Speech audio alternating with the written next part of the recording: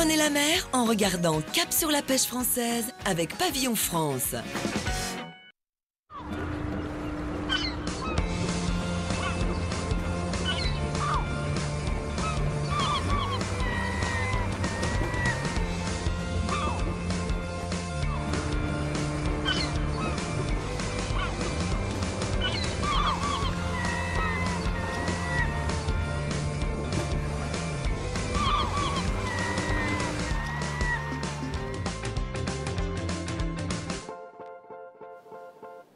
Bonjour et bienvenue dans ce nouveau numéro de Cap sur la pêche française. Alors il ne vous a pas échappé que nous ne sommes pas dans un port de pêche, non, nous sommes encore à la porte de Versailles où nous avons enregistré il y a quelques jours cette émission sur le stand de Campagne TV.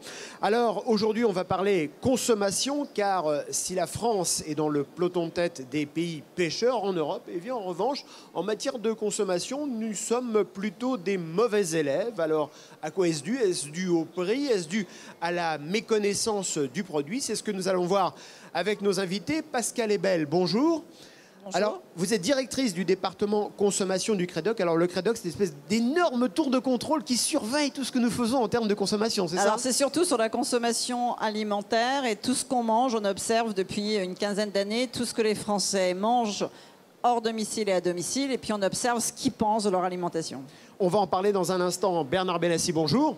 Bonjour. Alors vous, votre métier, c'est le poisson, hein, c'est pas très original, poissonnier. Et puis vous avez fédéré aussi un certain nombre de poissonneries. Voilà, nous gérons un groupement de poissonniers, le groupement poissonnier Corail, dans lequel il y a une petite centaine de professionnels, de vrais professionnels.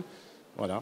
Alors c'est-à-dire qu'on va dans une poissonnerie qui peut faire partie de votre réseau? Oui. Et c'est quoi le but du jeu? C'est d'acheter moins cher, d'acheter plus facilement? De pouvoir offrir à l'ensemble des poissonniers déjà des techniques et puis une source d'approvisionnement, mais d'approvisionnement très particulière, c'est-à-dire de ce qu'ils souhaitent avec un leitmotiv, c'est la qualité.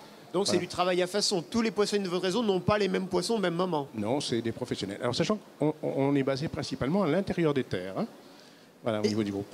Et alors, on a un cuisinier, Charles Soussin, bonjour. Bonjour. Alors, vous êtes prof dans un lycée professionnel, c'est ça? Exactement. À quel endroit? À Duny, à côté du Bourget. En banlieue parisienne. Voilà. Et donc, vos élèves apprennent à quoi? Apprennent à cuisiner au sens large ou apprennent à cuisiner le poisson? Apprennent à cuisiner au sens large et le poisson, bien sûr, puisque ça fait partie de la cuisine intégralement. Vous avez beaucoup de cours sur la cuisson du poisson, la préparation du poisson? C'est presque chaque séance de travaux pratiques, hein, puisqu'on peut faire une entrée à base de poisson, un plat à base de poisson, et à chaque fois on y passe. Hein, voilà. Alors Pascal Ebel, quand on regarde les chiffres de consommation du poisson, que ce soit en valeur ou en volume, par rapport à la consommation de la viande, on s'aperçoit que c'est pas grand-chose, quoi, finalement. Non, c'est même en termes de grammes par jour, c'est plus de 2 fois moins que la quantité de viande consommée en France. Et surtout, ce qui est important, c'est qu'il y a une proportion importante de Français qui n'aiment pas le poisson. C'est-à-dire que c'est un produit qui est plus rejeté que d'autres. À la question « Est-ce que vous aimez des fruits, des légumes, de la viande ?» on a 20% de Français qui vous répondent qu'ils n'aiment pas le poisson, alors que sur les autres produits, il y en a beaucoup moins. Donc il y a une habitude de consommation qui est prise sur les côtes, hein, c'est-à-dire que tous ceux qui vivent près des endroits où on les pêche en consomment beaucoup plus que ceux qui vivent dans les terres en raison de l'approvisionnement, en fait. Hein. C'est quand même un produit qui n'est pas accessible à tous. Et c'est sans doute pour ça que par rapport à d'autres pays comme l'Allemagne, on en consomme beaucoup plus, qu'en France, on n'en consomme pas tant que ça. Alors comment on peut dire qu'on n'aime pas le poisson si on n'en consomme pas? Ah ben c'est les gens qui, justement, refusent d'en consommer. Hein. C'est le rejet du produit en lui-même. Oui, bien sûr. Si on n'en a pas mangé enfant, si on n'a pas été habitué à manger des huîtres très jeunes, hein, comme dans certains pays, on n'en mange jamais. C'est-à-dire qu'on ne goûte pas. Et donc, c'est comme sur certains produits, les légumes. Pour apprécier un produit, il faut l'avoir goûté avant 8 ans, hein, avant 8-9 ans. Et donc, il faut que les parents aient fait essayer ce produit-là plusieurs fois. On dit qu'il faut essayer 8 fois pour habituer un enfant à manger des produits sur lesquels on n'a pas d'appétence, hein, comme sur des produits plus simples, comme les produits sucrés notamment, qui sont naturels. On va directement vers le produit sucré dès qu'on est bébé. Et quand il y a un petit peu d'amertume, on y va moins vite. Et le poisson, voilà, fait partie des produits qui sont moins consommés. Donc, les parents n'en consommant pas, n'en font pas consommer à leurs enfants. Alors, quelle est la proportion entre les achats de poissons et les achats de viande dans le budget des ménages? C'est quoi, c'est 2 tiers, 1 tiers? Ah oui, je pense que c'est à peu près ça. Hein, 60% en volume, hein, c'est 60% de viande et voilà, 30% de poisson. Alors dites-moi, Monsieur Benassi, vous partez de loin, vous, les poissonniers, parce que si je prends ce quotidien du matin, aujourd'hui on pose la question, achetez-vous du poisson frais? Et les 3/4 des personnes interrogées disent non, on n'en achète pas. Oui, par contre, je reprends ce que disait Mme Eben. Le problème de région est très important. C'est-à-dire que sur la partie côtière, les gens ont l'habitude, la coutume. Voilà. À l'intérieur des terres, c'est plus difficile. Mais dès l'instant où on a des bons professionnels, un produit de bon niveau de qualité, eh bien, on arrive à faire consommer. Parce qu'il faut aller jusqu'à la préparation du produit. Alors ça, ce sont des conseils que vous donnez dans les magasins. Ça se passe comment? Comment on fait venir des nouveaux consommateurs? Eh bien, on les fait venir, je reprends le terme de professionnalisme, on les fait venir parce que il faut une information permanente sur la saisonnalité du produit, sur le mode de consommation et sur la préparation. C'est facile d'expliquer à un consommateur en disant vous levez le filet, vous enlevez la peau. Non. Notre métier à nous, poissonniers professionnels, c'est de le faire, c'est-à-dire d'à partir d'un poisson entier, de pouvoir arriver à décliner sur des produits qui aujourd'hui sont des produits comme les brochettes en période d'été, comme les paupiettes, comme les rôtis, des produits qui sont semi-finis. Charles Soussin, vous êtes surpris de ce peu d'appétence, notamment de la jeune génération pour le poisson? C'est un petit peu logique parce que les gens ne connaissent pas. Donc quand on ne connaît pas, on hésite à consommer. Mais demandez conseil surtout aux poissonniers, demandez conseil aux chefs de rayon, demandez conseil aux détaillants. Puis quand vous allez quand vous voyez un bel étal de poissons, c'est joli, ça donne envie. Donc demandez à votre poissonnier de lever le filet et puis après, ne commencez au départ pas par un cornet. Faites un poisson qu'on fait pocher, qu'on fait cru. C'est plus voilà. Mais est-ce que Pascal Ebel, on ne paye pas aussi des générations et des années de poissons pavés, de poissons panés, de choses qui étaient quand même pas très goûteuses et qui finalement ont peut-être dégoûté aussi les gens du poisson? Alors c'est vrai qu'il y a un effet de génération sur l'achat de poissons frais, comme on l'observe sur d'autres produits. Sur la viande, on a exactement le même phénomène qui est qu'on s'est tous éloignés au fur et à mesure de l'urbanisation du produit brut. Donc on est passé en effet par ces produits surgelés panés, mais ce qui se développe quand même, c'est important, c'est qu'il y a du surgelé sous d'autres formes en fait. On a des filets surgelés qui aujourd'hui sont présents dans des nouveaux circuits qui prennent de l'ampleur. Et puis on a quand même toute une consommation qui a toujours existé, qui est celle des conserves de poissons. Et vraiment sur le poisson, il y a quand même une histoire de prix. Et selon les catégories socio-professionnelles, et on sait très bien qu'en période de crise économique comme on le vit aujourd'hui, le produit sous forme de conserve va augmenter parce qu'en prix au kilo, c'est beaucoup plus intéressant que le produit frais. Donc il y a tous ces changements qui se font liés à l'économique. Quand le pouvoir d'achat diminue, on ne peut pas forcément se consommer du poisson. Et surtout, c'est le prix du poisson. Il y a une élasticité très très forte. C'est-à-dire que les années où le prix du poisson est faible par rapport au prix de la viande, enfin où c'est rapproché du prix de la viande, on va avoir une consommation qui augmente, alors que évidemment les années où c'est beaucoup plus cher, la consommation baisse très fortement. Alors ces problèmes de pouvoir d'achat, Monsieur Benassi, vous les ressentez dans les poissonneries? Oui, bien sûr. On a eu une modification les dernières années du mode de consommation. C'est-à-dire que cette consommation régulière de poissons s'est transformée un petit peu, avec déjà des générations un petit peu plus jeunes, sur du produit festif. C'est-à-dire qu'on a des achats de fin de semaine qui sont avec des prix bien sûr un peu plus élevés, mais qui sont destinés à cuisiner soi-même la fin de semaine, parce que déjà on a le temps. Et en plus, ça permet d'avoir un produit, une recette, puisqu'on a beaucoup de recettes grâce à nos amis cuisiniers. Donc ça permet de faire soi-même le produit. Alors bien sûr que le prix reste toujours, mais aujourd'hui, dans nos poissons, on a des produits qui correspondent à tous les prix. Par exemple, les poissons entrée de gamme, pour parler comme dans la grande distribution, c'est combien d'euros le kilo? Et ce serait quel genre de poisson? Les poissons d'entrée de gamme, ça commence à 10 euros le kilo. 10 euros le kilo, et on a quoi pour 10 euros le kilo? Quel genre de poisson? On peut avoir du maquereau. Le problème, c'est le problème de saisonnalité aussi. Le problème de prix est lié principalement à la saisonnalité. Il est évident que si on veut acheter des produits, et ça c'est le rôle du poissonnier, de dire voilà, ben non, ça en ce moment il n'y a pas parce que c'est trop cher. Et par contre, là, en ce moment, on a le problème de la sole, où là, la sole est en abondance. Là, depuis quelques jours, on avait ce souci-là. Donc, on descend à des prix qui sont divisés par 2. Pourquoi? Parce qu'il y a abondance de produits. Alors, pour les cuisiniers, pour le cuisinier que vous êtes, c'est sûr que faire du macro, c'est possible. Pour le consommateur moyen, ça fait pas rêver, ça fait pas fantasmer. Le Ah macro. non. Faire du macro, c'est possible et ça peut faire rêver. Hein. Alors faites-moi rêver avec un filet de macro. On va retirer la peau. Vous demandez à votre poissonnier de retirer la peau. Vous faites une petite marinade avec un peu de fruit de la passion, un petit peu de mangue, un bon jus de citron, de l'huile d'olive et vous avez un plat qui est prêt en 5 minutes. Hein. Glissez-le dans une papillote, au four, un jus de citron, un trait d'huile d'olive, quelques légumes. Voilà. Donc c'est très rapide. Tout à l'heure, vous parliez de panures. Il faut un petit peu changer. Faites des panures rigolotes. Passez votre poisson dans un peu de farine, un petit peu d'œuf, dans un petit peu de cornflakes écrasés, dans un petit peu d'amandes écrasées, dans des noisettes, du sésame. Voilà, c'est juste. Et justement, tout le monde y met la main à la pâte. On prend un poisson. Vous parlez de la sole qui est pas chère. Faites-vous plaisir, quoi. On demande au poissonnier de lever son filet de sole. Toute la famille s'y met, on pèle le poisson et on cuit, c'est rapide. Mais il n'y a pas qu'une question de prix, il y a aussi une question d'éducation. Quand on se retrouve face à un poisson, on dit mais qu'est-ce que je vais bien pouvoir en faire?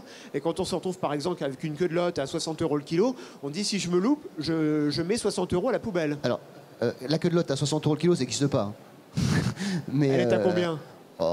Selon la saison. Monsieur Benassi, la queue de lotte est à combien à peu près en ce moment? Si vous prenez dans la période où il n'y en a pas, ça monte, oui, à ce prix-là. Mais non, sinon, le prix moyen, c'est entre 20 et 30 €. Voilà. Alors, on met 20 ou 30 € à la poubelle si on ne sait pas faire. Alors déjà, on a demandé à son poissonnier de la séparer en deux, et puis vous la faites cuire simplement dans un petit bouillon avec un peu de coco, ça va, c'est très rapide. Pascal Ebel, est-ce que ce qui pêche chez les poissonniers, c'est pas leur absence d'information? Parce que bon, ce sont des gens qui font du volume et qui ne donnent pas forcément le petit truc en plus. Ils n'ont peut-être pas forcément le temps non plus. Alors par rapport à d'autres rayons, ce qu'il y a, c'est que le poissonnier, il est quand même plus proche du consommateur par rapport à la viande où on ne voit pas le boucher et tout est en rayon libre-service. Mais en effet, ce qui manque, c'est comme il y a eu une perte de savoir-faire de la cuisine de ce produit-là comme d'autres, il faut réapprendre aux jeunes générations qui vont rarement vers le rayon frais, faut bien le dire quand même, en raison de... On fait moins souvent les achats qu'avant, donc le produit, son défaut, c'est qu'il faut qu'il soit frais, c'est super important, et qu'il se garde pas. C'est celui sur lequel la DLC est vraiment la plus courte. Donc c'est difficile avec les jeunes générations qui passent beaucoup moins de temps à faire leurs courses, à faire la cuisine, donc on l'achète que si on le mange tout de suite. Et donc cette difficulté-là, et donc sans doute que les offres de traiteurs, etc., qui par contre se développent beaucoup, vont aider les plus jeunes à en consommer. Mais en effet, si un jeune veut en faire, puisqu'il se remet à faire un peu de la cuisine, il faut lui donner des recettes, c'est-à-dire qu'il faut qu'en même temps, celui qui découpe le poisson propose. C'est-à-dire qu'on manque de proactivité. C'est-à-dire que la relation client aujourd'hui, parce qu'il se passe beaucoup de choses dans d'autres secteurs, il faut que ce soit celui qui découpe le poisson qui tout de suite propose quelque chose sans qu'on lui demande. Et c'est là-dessus qu'il y a des choses à faire. Bernard Benassi, ça se passe comment dans les magasins de votre réseau? Il y a ce conseil en plus, ce petit supplément? Oui, bien sûr. Nous, on fait la différence un petit peu entre les poissonniers de notre réseau, bien sûr, et puis ce qu'on appelle aussi les marchands de poissons. C'est quoi la différence? Voilà, la différence, c'est qu'il y a, j'allais dire, des vrais professionnels qui ont le temps, qui prennent le temps. Bon, c'est plus facile en boutique que sur les marchés, mais c'est les gens qui prennent le temps d'expliquer. Et le consommateur, si vous voulez, ce qu'il faut arriver, c'est lorsque vous rentrez dans une boucherie, vous demandez ce que vous souhaitez, une entrecôte, un beefsteak. Quand un consommateur qui rentre dans une poissonnerie, eh bien, il ne sait pas ce qu'il veut. Ou il sait ce qu'il veut parce qu'il a une idée. Mais ce qu'il faut, c'est arriver justement à lui donner le produit qui correspond à la saison, qui correspond au prix, qui va lui permettre de faire la recette du moment. Bon, le consommateur, on sait ce qu'il veut. Il veut un pavé, pavé de saumon, un pavé de cabillaud, des trucs faciles. Le consommateur, il veut un produit sans arête, principalement. Donc ça, je dirais que c'est aussi le professionnalisme. Vous savez, faire un filet, un poissonnier professionnel, vous faites le filet et vous le désarrêtez. Non, on n'en voit pas beaucoup, ça, dans les magasins. Si. Alors ça, c'est vrai aussi que c'est quelque chose de particulièrement difficile, ça, de désarrêter un poisson. Ça doit dissuader pas mal de gens d'attaquer le poisson à la pince à épiler. Alors, il y a la technique de la pince à épiler, mais aussi la technique d'un petit coup de couteau. On va éliminer les 6-8 premières arêtes avec un couteau d'office au niveau du filet. Donc, c'est relativement rapide. C'est pas, voilà.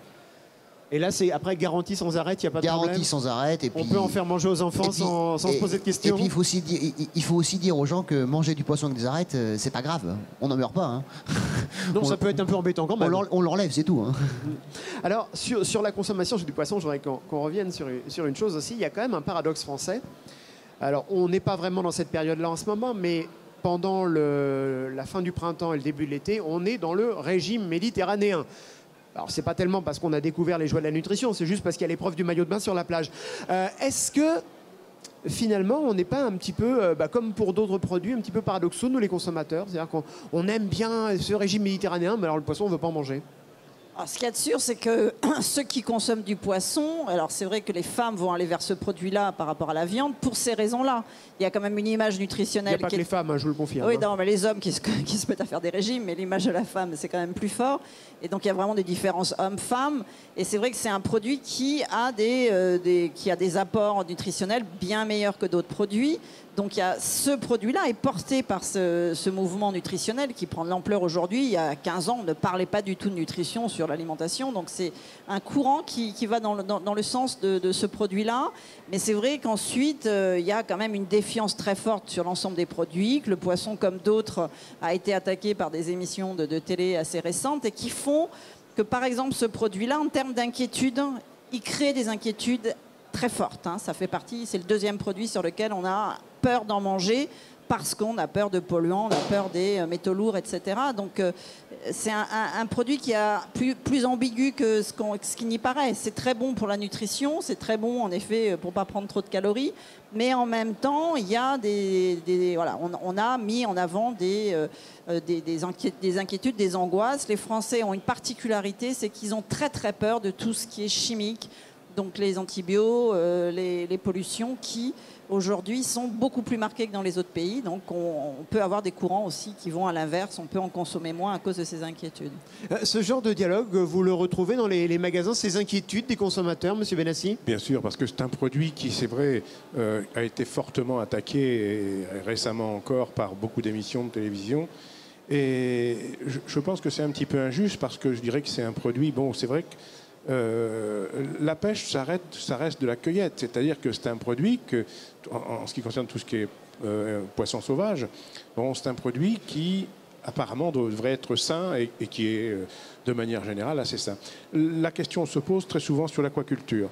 Mais le problème, il est clair. C'est-à-dire que c'est comme dans les autres produits d'élevage. C'est-à-dire que si on veut tirer le prix, on arrive forcément à des problèmes sanitaires.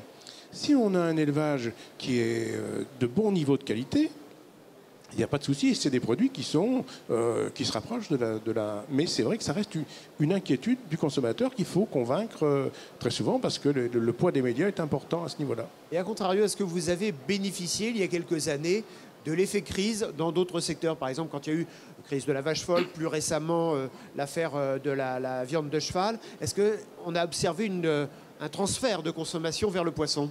Non, le transfert a été assez faible. Par contre, on a constaté un petit transfert, bon, nous, à notre niveau, au niveau des poissonniers corail, parce qu'on ne travaille, par exemple, que du saumon, label rouge, d'Écosse, venant d'une ferme particulière. Et là, on a eu un petit transfert lorsqu'on a parlé de l'élevage intensif du saumon de Norvège. Où là, on a eu, j'allais dire, une poussée qui s'est traduite aussi, je pense, sur de la truite d'élevage. Voilà. Et est-ce qu'il y a un effet prix aussi qui joue, par exemple, en période de crise, quand il y a des choses sur le saumon, les prix baissent, les prix chutent, et donc les gens en achètent plus?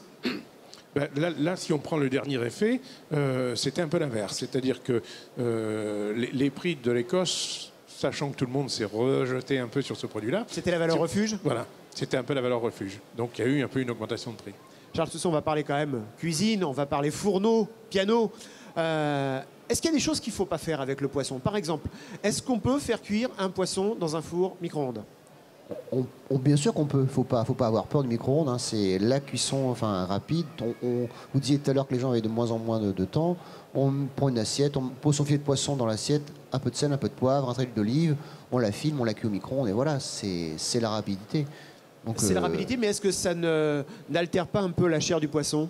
Si on maîtrise la cuisson micro-ondes, ça n'altère pas la cuisson du poisson. Après, il y a des choses très très simples. Hein. Vous prenez une casserole, d'eau bouillante, un jus de citron dedans, un peu de romarin, un peu de thym. On plonge le poisson 3 minutes dedans, il est cuit. Hein. Donc il ne faut pas non plus compliquer la vie. Hein. Et alors, puis, pardon. Chez certains de vos collègues que l'on rencontre parfois dans Cap sur la pêche, on nous parle de la cuisson lente, basse température. Est-ce que ça, c'est une nouvelle tendance, c'est une nouvelle façon de garder l'essentiel de la qualité du poisson? J'ai envie de dire que la cuisine que l'on fait à la maison, il ne faut pas que ce soit une cuisine compliquée. Hein. Donc voilà, il faut juste apprendre à pas trop cuire le poisson parce qu'on a l'habitude de trop cuire le poisson. Donc un poisson, ça se cuit avec un petit trait d'huile d'olive, à la poêle pour que ce soit gourmand, pas trop cuire, en filet. Voilà, il ne faut pas non plus que ce soit compliqué, ça ne sert à rien. Ou les poissons crus.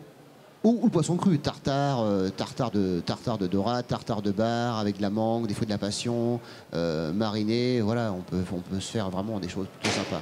Et est-ce que la mode, puisque c'est une vraie mode en ce moment, oui, des sushis, a attiré et a suscité d'autres formes de consommation?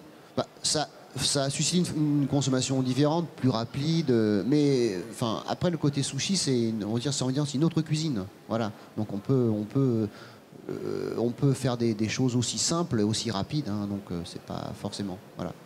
Alors Pascal Ebel, qu'est-ce qu'on peut faire aujourd'hui pour donner envie? Vous me dites que pour les enfants, il fallait au minimum leur faire manger 8 fois un produit pour qu'ils commencent à l'aimer, peut-être, ou pas, comme disent les enfants.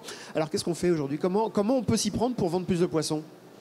Alors il y a une chose qui marche très très bien, on a cet avantage-là en France, c'est de pouvoir le mettre dans les cantines. Je crois que ça, c'est des choses qui petit à petit évoluent, puisqu'on a mis une réglementation, on oblige à avoir un certain nombre de fois dans la semaine du poisson. Parce que comme ça, les enfants, parce qu'on sait très bien que c'est dans les populations les plus modestes qu'il y a une plus faible consommation de poissons. Donc ça aide finalement à réintégrer ce produit-là dans les foyers les plus modestes. Donc c'est sûr que c'est un axe important. Et ensuite, je crois que ce qui aujourd'hui fait que les choses peuvent évoluer, c'est en effet la cuisine, les cours de cuisine. Et donc d'intégrer ce produit-là dans tout ce qui se développe, hein, dans les émissions de télé, etc., où on puisse aussi mettre de cet ingrédient-là ou ce poisson. Mais c'est vrai qu'il ne faut pas oublier qu'il y a des changements qu'on n'est pas prêt à passer du temps à éplucher un poisson comme on n'épluche plus de carottes, quoi, en fait. Hein. Donc voilà, c'est mieux que ce soit sous forme de filet. Personne ne va passer du temps. Les gens sont déshabitués à faire des tâches de ce type. Donc il faut proposer des choses. Moi, je pense que le surgelé s'intègre très bien dans les nouveaux modes de consommation. Le produit, on le sort du congélateur. C'est du poisson, c'est le même. Et donc, c'est de bien penser à tous ces produits-là qui constituent une offre large et qui permet à chacun de faire comme il a envie et de consommer aussi ce poisson et de ne pas dire tout le temps prenez du produit brut alors que c'est compliqué de s'approvisionner parce que c'est une question d'accessibilité. Il faut avoir une poissonnerie et en même temps, il faut le consommer tout de suite. Ce que plus personne ne fait. Hein. Il faut bien comprendre que les ménagères, aujourd'hui, elles rentrent chez elles et décident ce qu'elles font au dernier moment. Bernard Benassi, quand Pascal Ebel parle de poissons surgelés, vous sortez les gousses d'ail et les crucifix? Non, mais je dis c'est un petit peu dommage. C'est un petit peu dommage. Mais bon, c'est un phénomène, c'est une consommation qui, c'est vrai, et au niveau du consommateur, la rapidité, la facilité d'approvisionnement. Voilà. Mais c'est ce que je vous disais tout à l'heure, c'est que bon, aujourd'hui, on a quand même toute une partie de jeunes générations qui aiment cuisiner ce produit-là. Alors, vous parliez tout à l'heure du sushi. Moi, on a quelques adhérents qui se sont mis à la fondue. Bon, ben, c'est un plat ludique, hein, une fondue de poisson. C'est très rapide. Vous demandez ça à votre poissonnier, il vous livre ça sur un plateau. C'est très coloré, c'est très joli. Sur la table, c'est très simple à faire, hein, une petite épuisette et puis un wok, voilà, un fumet de poisson dedans. C'est ludique, c'est très bon. Et c'est vrai que pour les enfants, c'est quelque chose qui permet de leur faire goûter un produit avec envie. Voilà. Et est-ce que ça suppose aussi que vous, les poissonniers, vous proposez des préparations différentes? On a évoqué les brochettes au tout début de cette émission, mais on peut aussi évoquer d'autres préparations. Bien sûr, on a évoqué les brochettes, on a tout ce qui est marinade aussi, hein, qui peut être préparé. On parlait des paupiettes, des rôtis. Il faut arriver à faire consommer un produit pour lequel il n'y a plus rien à faire. C'est d'abord, comme on disait, enlever toutes les arêtes. Et puis après, il n'y a plus qu'à mettre au four à la poêle ou à la vapeur. Donc voilà, il faut fournir le produit pratiquement fini. Donc le métier au de poissonnier consommateur. change. Oui, bon, je pense qu'il faut qu'ils évoluent parce qu'il faut évoluer, le consommateur change, donc il faut s'adapter. Charles Toussaint, on va conclure avec vous. Si je comprends bien, la cuisson du poisson, ça peut se résumer en une phrase, n'ayez pas peur. N'ayez pas peur et prenez, essayez, testez, commencez par un petit filet poisson simple, après on passe un petit filet poisson avec une peau, après on est en forme, on passe avec une lotte, on fait le tour et puis on les a...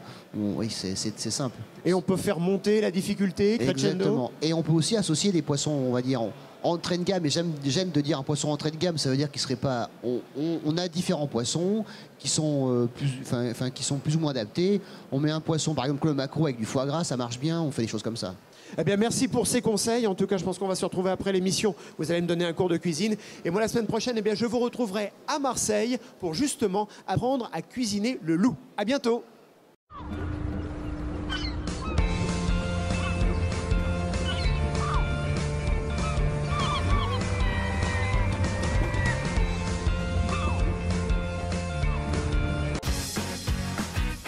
C'était Cap sur la pêche française avec Pavillon France.